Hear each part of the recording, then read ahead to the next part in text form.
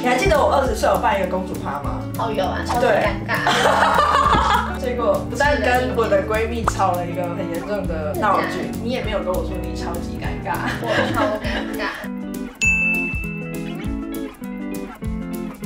Test 1、2、3，好了，应该可以，我们应该是漂亮的。好，我开始喽。你知道做什么？你不知道？哈，大家好，我是泰山部落的村长泰莎。我们今天第1集终于要开始了，泰莎智商室。我们今天邀请到的第1位来宾是谁呢？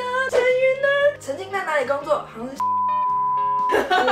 那个时候台湾很流行，你为什么会去应征？主要是负责什么？就可能品评啊、检验。品是什么？每天生产的东西，然后吃，看它的口感啊、味道有没有怪怪的，或是不能出货这种。但是你应该是从大学的时候就因为是读史科的，然后就一路到现在，就这工作的这一段期间，一踏出社会，然后你就直接进到这间公司上班。你想要给刚踏入社会的新鲜人第一个建议是什么？通勤这点，我通勤是我觉得 OK 可以接受，这对我来说是第1份工作，所以我想要先让自己有一点经验，比较好去找下一份工作。第一个是通勤，第2个你就给新鲜人3个第1份选择工作的要点。就算你今天到了新的一个公司，你真的遇到的主管或是工作内容都不好，就算是第1份工作，我觉得你也不要久待，不一定要死撑在这。选择最重要。对对对。第1份工作你觉得待多久？你觉得最适合？人资他们都好像都是跟我说2、3年，但我觉得不一定。像我身边也很多第1份工作大概做1年半左右。现在在海外的名誉有大过于台湾吗？我觉得有真的假的？因为像是台湾不是关很多，因为海外我那时候去英国的时候，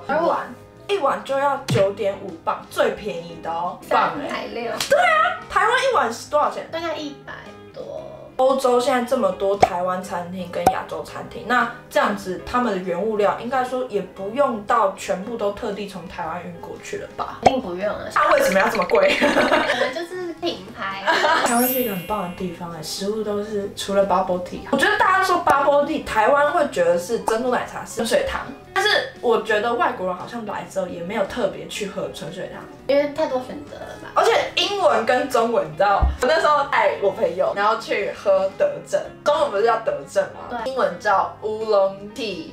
乌龙茶工厂，对啊，怎么解释都不行。我就突然意识到说，我们去欧洲的时候，那些英文翻译都在骗我们。我们在台湾，中文字跟英文就已经是完全不一样。我们在国外，我们也只看得懂英文嘛，就变成说我们看的东西跟他实际的东西是完全不一样的。这代表认识当地人的重要性。但是当地人也不一定理解你吧，就是可能我们想表达的是 A， 但他听的可能以为我们在讲 B 啊。那就可能要看你怎么跟他交流了。你男友不是跟那个韩国室友很要好吗？对。但他们就算不同国籍，他们也是沟通得很好啊。对啊，用英文沟通。说他们2个一定是不同国籍，又到了第3方的国家，不同国籍之间，我觉得真的要看人，不能说觉得那一国怎么样，然后就是怎么样。你觉得你去欧洲以后，因为你前阵子有跟我说你去欧洲过圣诞节还有跨年，我去欧洲7个月还是没有去到圣诞市集，也没有去跨年。你是去哪一个的圣诞市集？捷克、维也纳都有去。疯掉！可是你没有去德国的，时间太少了。那你觉得欧洲的圣诞节跟欧洲的跨年，你想象的欧洲圣诞市集是这样，那实际上你看到的是怎么样？我没有想象过哎，我从来没有接触过，就第1次去。为了男友去的，差最多的是圣诞节很贵，你可能1份餐就要50欧。1个晚上我就花了50欧。那你吃了多少东西？2杯热红酒，1份热狗吧，2杯热可可，4杯饮料，2份餐，觉得可以啊，我觉得可以。我们去那个维也纳市集，它的那个马克杯可以不用还回去当纪念品，但是如果你要还回去的话，它会退你欧吧。还不错啊！你有带马克杯回来吗？有啊。其实它有2种，一个是白色，一个是红色。它每一摊的马克杯都长得不一样？没有，都一样，就是白色跟红色。一个市集都统一一个样子，统一2种颜色，只有维也纳有。就只有维也纳的圣诞市集有送马克杯。对。维也纳圣诞市集超漂亮，在市政厅。怎么形容它的漂亮？那去用台湾的建筑去形容那个市政厅的。没关系，我看过维也纳的样子，大家自行想象，可以上网 Google。圣诞树嘞，超高，大概几层楼？至少超过5层。哦，是真的。他们大概几点到几点？路上的讯息都是说7点半就关。那他有写几点开始吗？没有特别去看。觉得在欧洲跨年的感觉跟在台湾跨年的感觉，英文会比较新鲜。废话，一样就是人超多，手机超多。你在哪里跨年的？在凯旋门。为什么没有在埃菲尔铁塔？不知道从哪一年开始，从埃菲尔铁塔换到凯旋门了。我有一个很特别的，进去凯旋门香榭大道，进去那一条就要安检。安检，它有设安检的门在那里。反正就是香榭大道不是可能中间一条，然后很多岔路进去，它很多岔路都封起来不让你进去，然后要到很后面的开始设安检，有警察在管制，然后有分男女，还要分男女。它有那个安检的那个门吗？没有到那么严格。警察帅吗？我记得警察蛮帅的。蛮帅嘛，但是就是女生对女生了。那一条路那么大，他要怎么设他的安检入口？很多地方都有安检，因为凯旋门不是四面八方，所以它是设一个点，然后四面八方都设安检的。它其实很多地方是封路的，然后我们封路的那边其实它已经不开放让人进去，但是欧洲人很像这种在示威，直接想要过去，然后就一直大吼大叫。我这边不敢说什么，我这边代表欧洲跟你说抱歉。警察也拗不过，还是他开放大家进去，因为真的人太多了。那些人像猴子一样这样跳出去。因为我真的超级怕被偷，所以我是先背着包包再穿外套。就我那时候跟你讲的。就像他朋友就被偷。凯旋门的跨年烟火好看吗？好看是好看，但是很勉强的说好看是好看。因为我都看到别人的手机，我的眼睛都在别人的手机。欧洲人比较高，不好意思。可是我觉得很特别，就是我跟我男友后来到了一个空地，我们旁边也是台湾人，很厉害吧？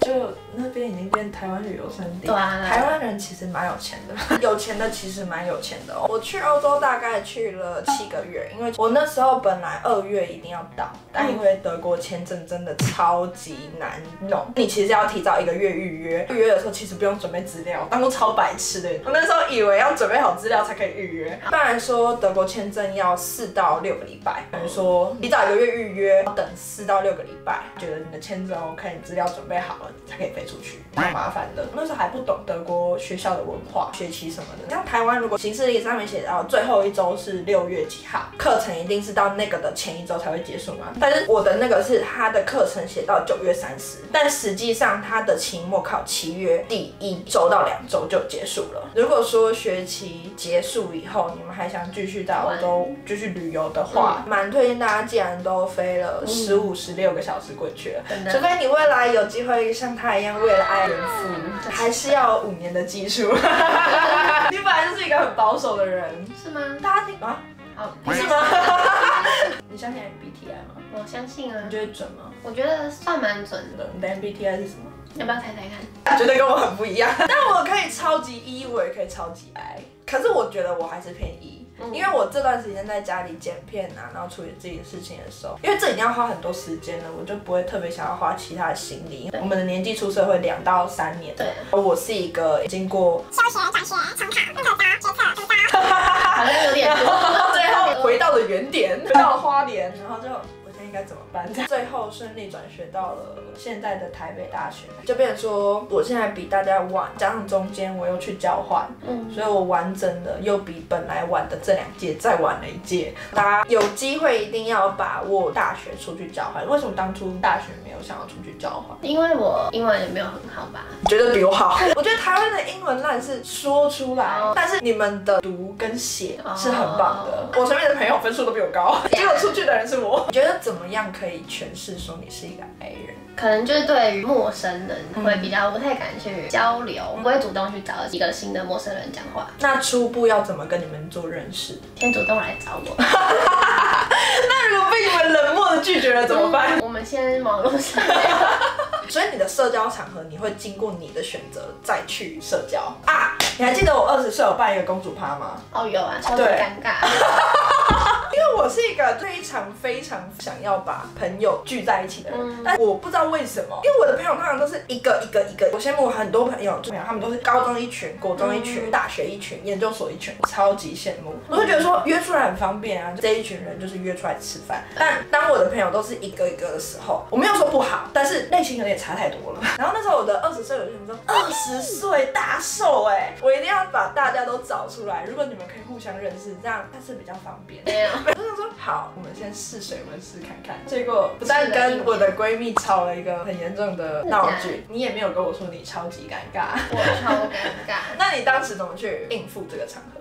应付吗？我的生日变应付，好了。真的耶，我可能就只专注在某一个人身上，其他就没有再深入交流了。你专注在我身上吗？就是你的主题。好啊，你直接公布了，你是什么 ？ISFJ。好，那你觉得你这4个字母里面你最像哪一个？用的应该是 S 跟 F 这2个，有一个好像是比较偏感性吧，在感情的世界里。很常因为一些小事就可能难过，或是吃醋。哦，可是你却控制了最难控制的水瓶座，哎，没有控制吧？不然你是怎么征服他的？自己改变。你说你自己还是他自己？我自己。像是哪一方面？我自己觉得我是个没办法接受远距离，可是迫于现实。你们在远距离之前也相处了蛮久了，那你是怎么克服你没办法接受远距离这件事情？可能要每天联络，但是一开始我会跟他吵，联络的次数很少，可能一天你只有晚上联络我觉得我心情会没办法接受。但是后来就比较改善一点，就是没有到一直去找他，所以你就学会做好自己的事情，多爱自己一点。那我是不是太爱自己了？有一点点。那你觉得在你眼中，我是一个需要被爱的人吗？要，可是那个人要跟你一样很喜欢到处跑，不能待在家里。所以他是要是一个自由的人，或是喜欢跟你一起到处跑。我就算很喜欢到处跑，但我也没办法接受对方不在线上的。我联络你的时候你不在线上，但是如果我在自由的时候你联络我，我不在线上，这样算双标吗？有一点。那你觉得我适合爱人吗？其实也算可以吧，像有些爱人，其实他们不是也很专情，就是为了女朋友着想，守护在我的逼宫港的。对啊，我自由回来了，我就会回来找你。对啊，是不是你可能出去玩回来，他知道你出去，然后就说哦，那你累了，我去接你回家这种，对吧？好棒哦！所以我其实是需要一个很能待着的，是吗？可是如果又很能待，你又不行吗？嫌他宅。对啊，我好难搞哦，难怪你不要点头如捣蒜好不好？难怪单身了这么久。但是说回来，恋爱关系，欧洲和台湾很不一样。你说差非常多吗？我不是说尺寸，我说那个感觉。我觉得在文化方面，欧洲会比较偏向先认识，然后磨合，再在一起。可是台湾的话，就会变成说，先认识，在一起了之后，我们在一起磨合。那你觉得，有时候我看到很多朋友在一起后磨合到最后，我看不下去，我想说，为什么明明就已经让你这么痛苦了，还是继续选择在一起？他们要的是什么？他可能也有一个原因，可能是因为他觉得他有办法改变对方，改变对方，就算再怎么磨合不了，他觉得可能在一起久了，他有办法去改变他的想法。所以你说在恋爱关系当中，台湾文化会比较偏向想要去改变他人，但是不一定做得到啊。那你有想办法去改变你男友吗？之前有，他有成功吗？没有啊。到底是要做自己，还是要改变对方？先改变自己好了。应该说改变了之后，有没有变得让自己觉得是舒服的？如果说这个改变不舒服的话，可能最后就真的没有办法继续再走下去了。